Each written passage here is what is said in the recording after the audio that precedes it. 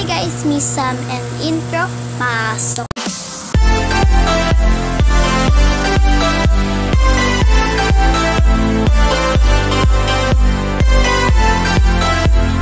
Nga pala natin ngayon is a day in my life. So gabi na nga pala ngayon. Ang time ngayon is 10:33 PM. So ang date today is March 18, 2024. So dyan. Huwag tayo magawa sa buhay, be. Mag-review na lang tayo kasi marapit na yung exam na naman. Kailangan natin mag-review. Yung pinakamahirap na subject yung AP. So yun yung re-reviewin natin. Let's go! Mabilis ang review lang ito, guys.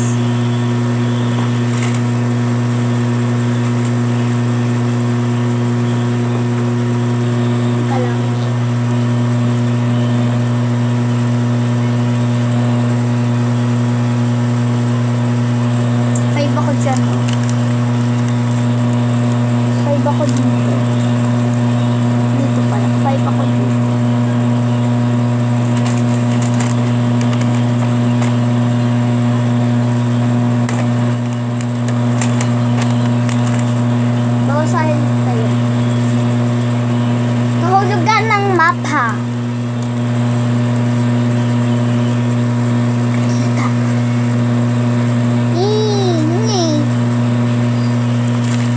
Ipit ko na lang siya. Kahulugan ng mapa. Ang mapa ay isang patag na larawan o representasyon ng isang lugar. Makikita sa mga mapang iba't ibang bahagi ng isang lugar o pisikal na katangian nito. Halimbawa nito ay lusot kabisera, daan ng kalsada. Ang bawat bahagi ng isang lugar ay may ginagamit na simbolo. Ang mga simbolo ng mapa, ang mapa ay may mga simbolo. Ito ay mahalaga dahil pinapakikita ng mga simbolo ay isang kalikasan o pisikal na katangian ng isang lugar o lugar. Bukod dito, ang mga simbolo ay panandari ng mga bagay o struktura na gawa ng tao na wala ng mga simbolo ng mapa sa ibaba at ang mga kahulugan nito mula sa magbasano. Di ba pala ako natapos? Alam niyo yung pangunahing direksyon, guys. Yung laga at iho, silangan, kanluran, pangunahing direksyon dapat natandaan sa tuwi-tuwi na sumikat ang araw sa silangan, lumulubog naman sa kanluran. Basta yun na yun.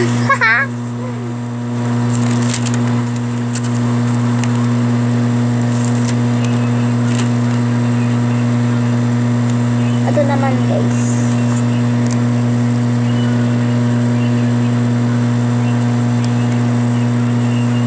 The 2015 National Census populasyon ng bawat barangay sa Makati City, Bangkal. 21,650. Bel-Air 23. Barangay Post Proper South Side ang may pinakamalaking populasyon sa lungsod Makati. Ito ay umaabot sa 52,428 noong 2015. Barangay Forbes Park naman ay pinakamaliit na populasyon na may kabuuang bilang na 2,335. Populasyon Bahaydan, ha? Hindi ko alam.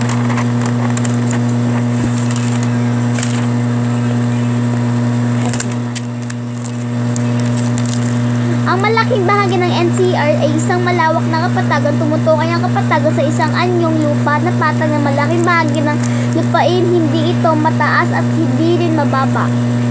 Ang panganib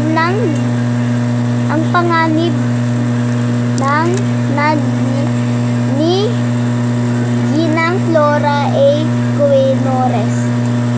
Ang mga pangunahing sa kalikasan na kahit kailan lang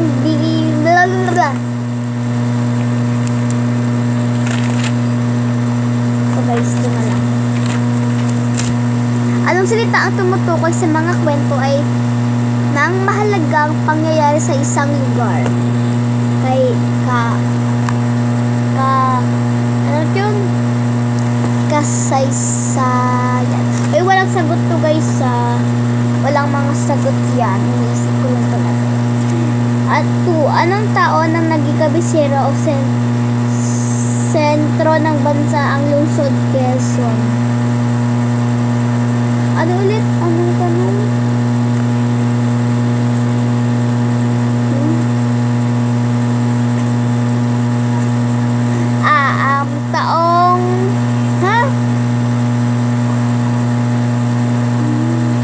Taong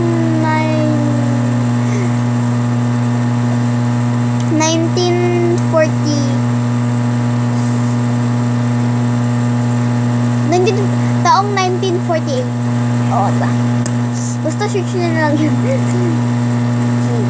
Kailan itinatag ang Metro Manila sa bisa ng Presidential Decree number 824? Maaga nang itinatag.